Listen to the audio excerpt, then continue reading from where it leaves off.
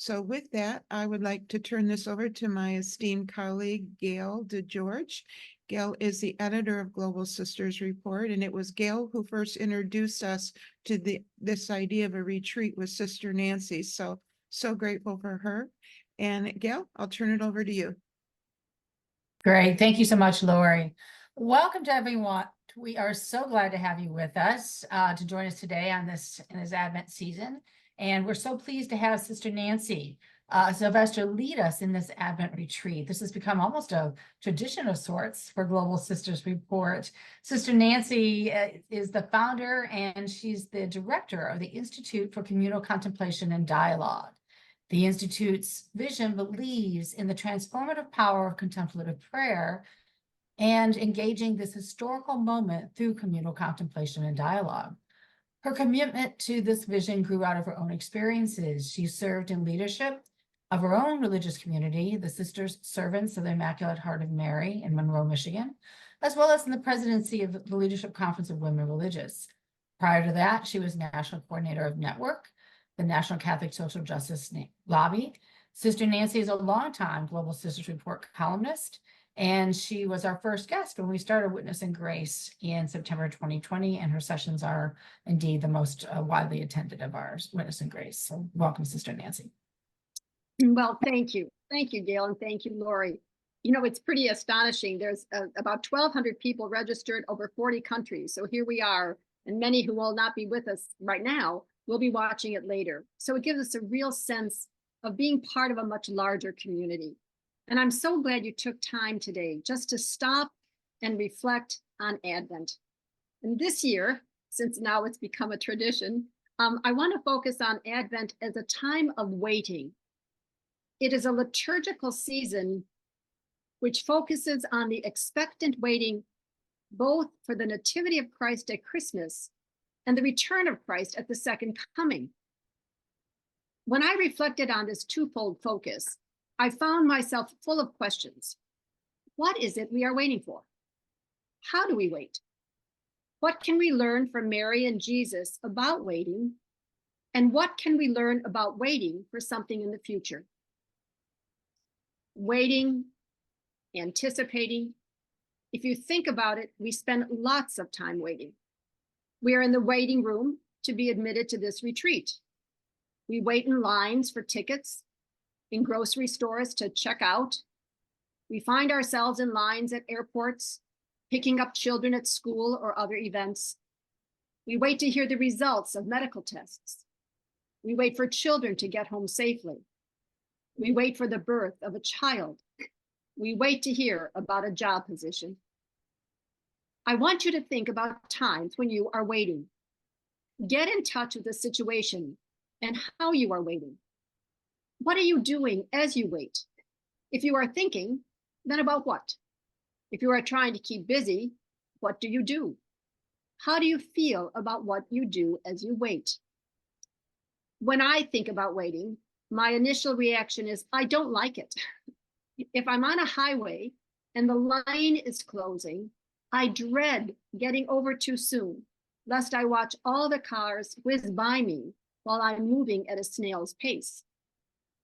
Another area of waiting that is hard for me is getting through all those screening questions the phone asks you before letting you speak to a human person, and then waiting for unknown minutes for a real person to come and assist me. I do not like lines. I do not like to wait. Then there are other kinds of waiting, ones of anticipation. Do you worry while you are waiting? Do you rehearse what you're going to say? Perhaps you even rehearse the whole conversation, taking the other person's part as well. Do you wait hoping for a specific outcome that you desire? What I'd like you to do is to take the next 5 minutes and think about, how do you wait? And if you brought your pen and pencil, you might want to write it down, because we are going to come back to this question at the very end of our time together this morning. So don't worry, I'll watch the time and I'll call us back together after 5 minutes. So how do you wait? And write down whatever comes to you.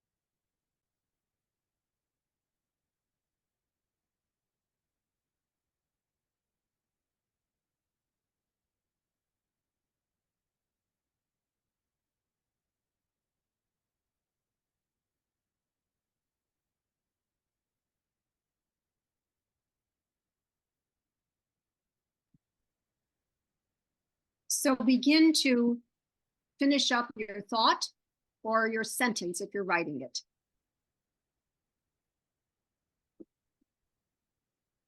As I have practiced contemplation, I've learned new ways of waiting. Contemplative sitting helps us to become present to this moment and to open ourselves to the divine dwelling within us. It is a kind of waiting which teaches us that silence is not empty, it is full.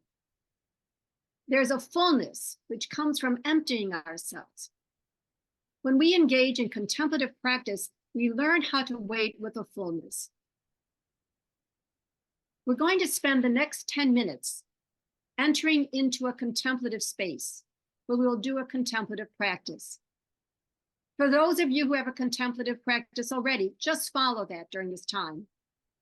For those of you who do not, just imagine taking everything that you are worried about, waiting for, thinking about, or bothering you, and put it in a big bag and just put it down behind you and just leave it there until we conclude our time together.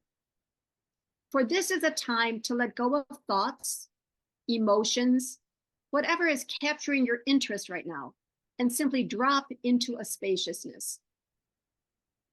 Then breathe deeply and try it in and out, in and out. Simply breathe. Ask that as thoughts or feelings or any other things begin to distract you, go back to your breath. So even for this 10 minutes, you'll find that you will be distracted and then just return to the breath or return to your own practice. If you know centering prayer, you're returning to a word. The most important thing is to set the intention to be open to God working within you for your own transformation and that of the world. So for the moment, if you happen to have a candle, we're able to get one, and a match or a candle which you just switch on. Would you light it or turn it on now? And if you can, keep this lit throughout our time together.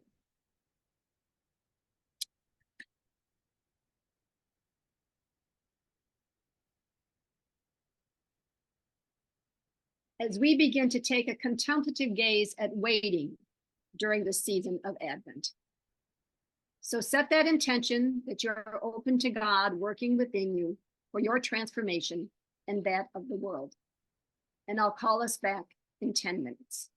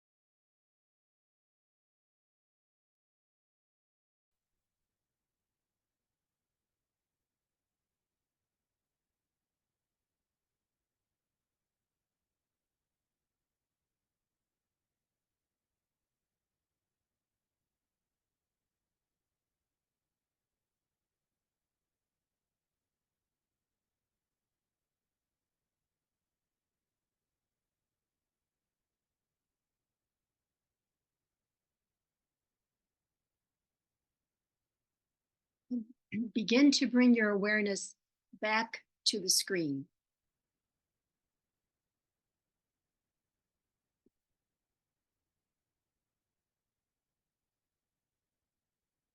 So in that stillness, what contemplation does is teaches us the value of not thinking, not using our reason to keep us company as we open ourselves and drop more deeply into our center, where God, divine love, dwells. The composer, Claude Debussy, says music is the silence between the notes. Music is the silence between the notes. This idea of waiting as space in between events, which can open us and soften us for what is emerging, is perhaps the kind of waiting Mary experienced. Let us first focus on the expectant waiting by Mary for the birth of her baby. Only the Gospels of Matthew and Luke make mention of Mary and the birth of Jesus. First in Matthew, which focuses more on Joseph's dreams. You might remember he had one which affirmed him in marrying this unwed mother, and another which tells him to take Mary and Jesus and flee to Egypt to escape the persecution of Herod. It is the Gospel of Luke which offers us more the elements of the story we have come to know as the Nativity. Luke situates the Nativity but in a larger context. The angel Gabriel had appeared to Zechariah, confirming that his wife Elizabeth had indeed conceived and was with child in spite of her age. Gabriel then appears to Mary, announcing that she is with child, the event we know as the Annunciation. Both women are pregnant, and Mary immediately leaves to visit her cousin Elizabeth in the hill country and stays for 3 months. When Mary and Elizabeth greet each other, Mary proclaims the Magnificat. Let us listen to what she said.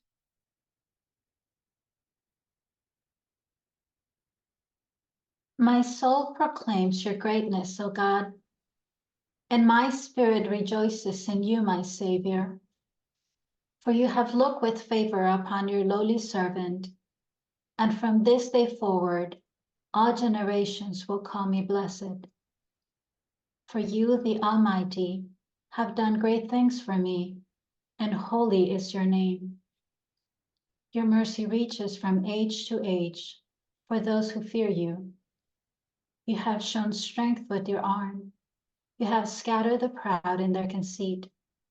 You have deposed the mighty from their thrones and raised the lowly to high places. You have filled the hungry with good things, while you have sent the rich away empty. You have come to the aid of Israel, your servant, mindful of your mercy. The promise you made to our ancestors, to Sarah and Abraham and their descendants forever.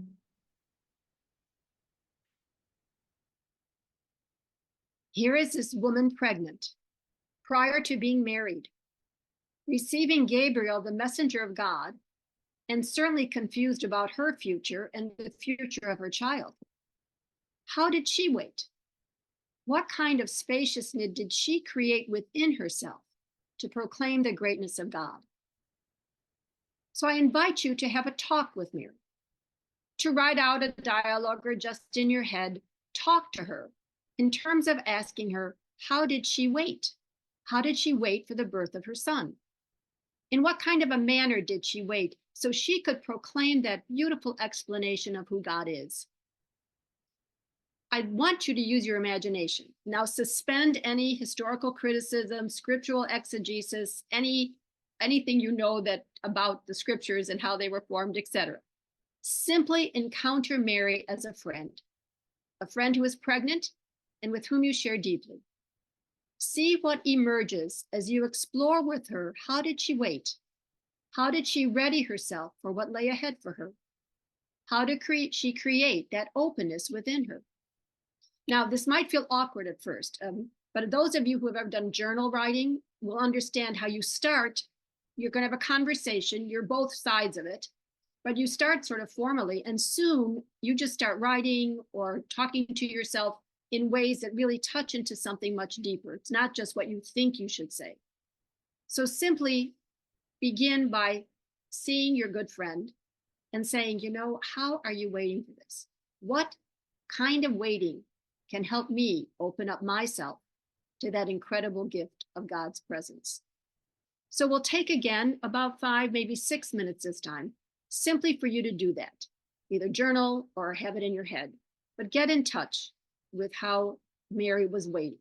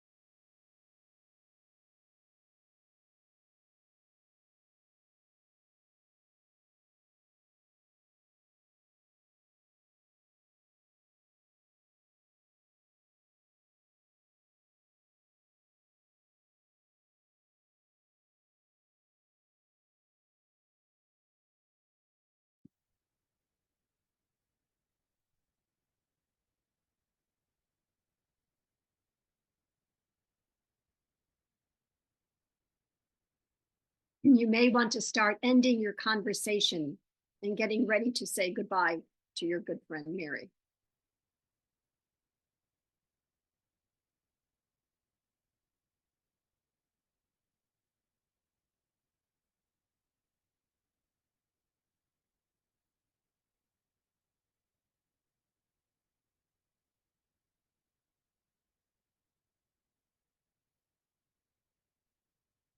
Now let us turn to the second kind of waiting during Advent, the expectant waiting for the second coming. Jesus wasn't sure about what the second coming was going to look like, but he gave us hints as to his vision throughout the Gospels. Perhaps the most well-known is the Sermon on the Mount as told in Matthew. Let us listen to Jesus and how he described the future he desired. Blessed are those who are poor in spirit. The kingdom of heaven is theirs. Blessed are those who are mourning. They will be consoled. Blessed are those who are gentle. They will inherit the land. Blessed are those who hunger and thirst for justice. They will have their fill. Blessed are those who show mercy to others. They will be shown mercy. Blessed are those whose hearts are clean. They will see God. Blessed are those who work for peace. They will be called the children of God. Blessed are those who are persecuted because of their struggle for justice. The kingdom of heaven is theirs.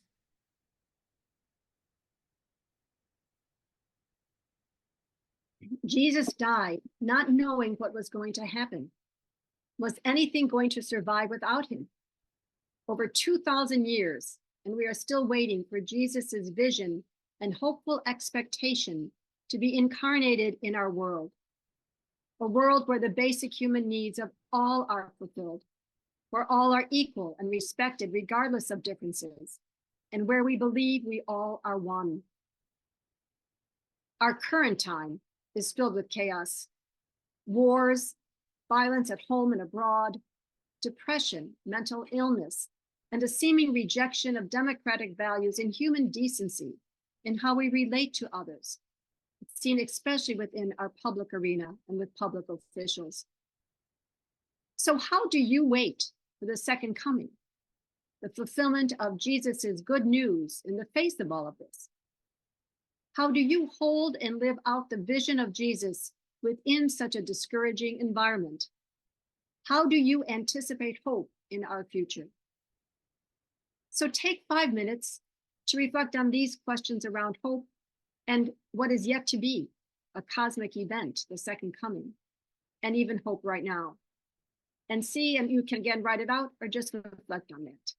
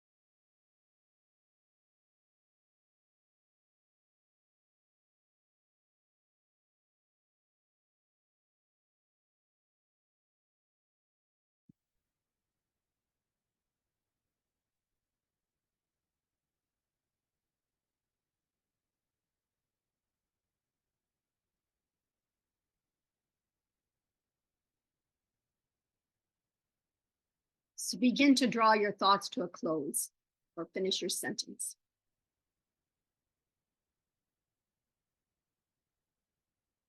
I want to conclude with some insights of Pierre Teilhard de Chardin. Many of you probably know him. He was a Jesuit priest, an evolutionary thinker, a paleontologist, a mystic, and theologian. He lived from 1881 to 1995, therefore through both world wars. And in fact, he was a stretcher bearer in World War I and saw the horrors of war. Yet in the midst of this, he experienced the entire universe ablaze with divine love. Teilhard writes of hope and the power and possibility of love within the human person, within humanity, within all of creation. Today, he is a major thinker, mystic, and shaper of an evolving consciousness which invites us to live out of love, compassion, faith, and hope. He too died, not knowing what would happen in the future. The outcome did not drive his hope. His hope was rooted in love. He waited, believing in the goodness of humanity and our evolutionary possibility. Let us listen to his words. Love is the most universal, the most tremendous, and the most mysterious of the cosmic forces. Huge, ubiquitous, and always unsubdued, this wild force seems to have defeated all hopes of understanding and governing it. It is therefore allowed to run everywhere beneath our civilization. We are conscious of it, but all we ask of it is to amuse us or not to harm us. Is it truly possible for humanity to continue to live and grow without asking itself how much truth and energy it is losing by neglecting its incredible power of love? We shall never know all that the incarnation still expects of the world's potentialities. We shall never put enough hope in the growing unity of humankind. We are inevitably approaching a new age in which the world will throw off its chains and at last give itself up to the power of its inner affinities. Either we must doubt the value of everything around us, or we must utterly believe in the possibility and in the inevitable consequences of universal love.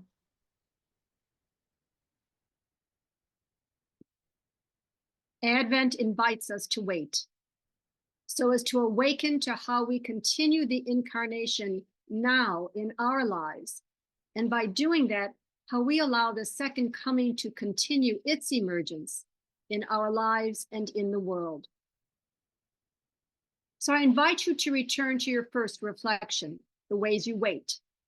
See if you have any new insights about for what you are waiting for and how you will wait during Advent, or even perhaps throughout the year.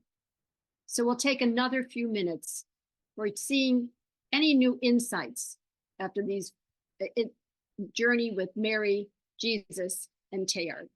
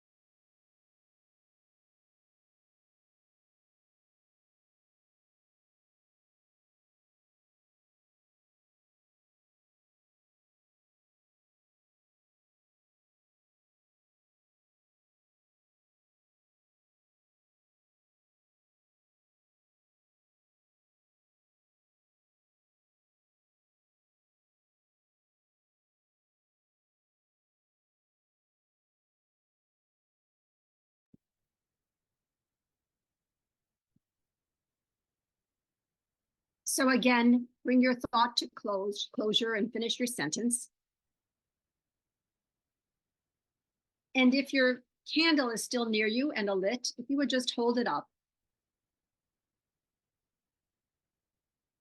I want to end with an image that Teilhard leaves us with. God is the atmosphere in which we are bathed.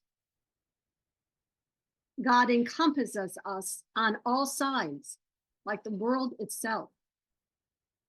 What prevents you then from enfolding God in your arms? What prevents us from enfolding God in our arms? And as we blow out the candle, we don't extinguish its flame. We're taking it into ourselves so that throughout these 40 countries and in all the places we are and will be, we're going to try to be ablaze, make the universe ablaze with that love. And only that love will transform us and the world. So we can blow it out, but not extinguish it. Thank you. But in the meantime, my deepest thanks to you, Sister Nancy, to Gail, to Sister Helga for your participation and help. And for the background people, Kayla and Tony, we're sure grateful for you. And to everybody in that, Gail and Kayla, Tony, myself, Helga, that we work with at NCR and Global Sisters Report. We work with a great crew, and we're so grateful for all the support we have for these events. So in the spirit of Advent, in the spirit of what are we waiting for, I thought maybe to send us off, if people would put in the chat room one thought that they would be willing to share from their reflection today, so that we can read those a little bit before we go, and then I'll conclude us in just a moment. So if you would like, you could select the chat button and then just click share with the group one thing from today that you want, that you reflected on or would like to share as a takeaway. Well, thank you for sharing, everyone. In the words of the song most of us probably sang as kids, we are one in the spirit. Blessed Advent, Merry Christmas, and Happy New Year to all of you.